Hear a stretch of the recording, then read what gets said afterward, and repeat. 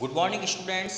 आज हम third case करने जा रहे हैं द्विध्रुव के कारण विद्युत स्थितिज ऊर्जा।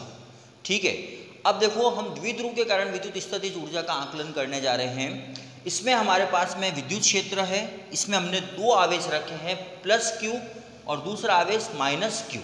ठीक है, अब प्लस क्यू के कारण जो लगने वाला बल होगा वो क्या होगा, प्लस क्यू ई, और माइनस क्यू के कारण जो लगने वाला बल है वो क्या होगा, Q E minus Q E.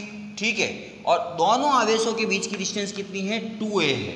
तो हमने क्या लिखा, माना कोई विद्युत द्विध्रुव एक समान विद्युत क्षेत्र में रखा गया है, उसकी विद्युत स्थितिज ऊर्जा द्विध्रुव को उसकी लंबवत स्थिति से वर्तमान स्थिति तक लाने में किया गया कार्य ऊर्जा के रूप में संचित होता है।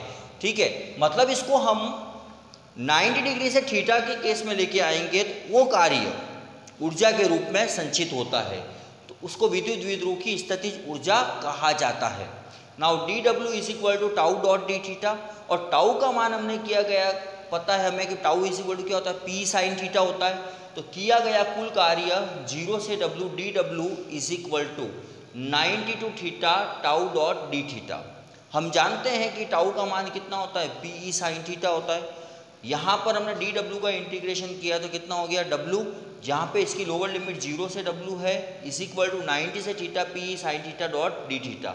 तो W upper limit minus lower limit किया तो ये कितना हो गया, डब्ल्यू माइनस 0। ठीक है, यहाँ पर मैंने डब्ल्यू पुट किया, माइनस लोअर लिमिट 0 हमने पुट करी, तो is equal to P E, ये 90 से theta sine theta dot D theta. W is equal to P E sine theta का इंटीग्रेशन हमने किया तो कितना हो गया, माइनस कॉस थीटा 90 से थीटा। तो W is equal to minus P E cos theta minus cos of 90 degree. तो W is equal to minus P E cos theta. जो किया गया कार्य है वो क्या हो गया, W is equal to minus P E cos theta. अब किया गया कार्य किस में परिवर्तित होता है, ऊर्जा के रूप में परिवर्तित होता है। तो now W is equal to U, तो U इज इक्वल टू कितना हो जाएगा, minus P E cos theta.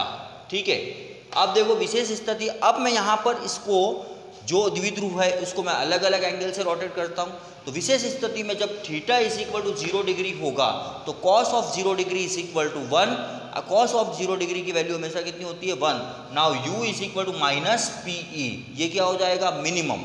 ठीक है, ये जो स्थितिज ऊर्जा का मान होगा वो क्या होगा, मिनिमम। यहाँ पर जब मैं कॉस थीटा बराबर 90 डिग्री ले रहा हूँ तो cos of 90 degree is equal to 0, तो U is equal to minus P E cos of 90 degree, तो U का मान क्या आ जाएगा, 0।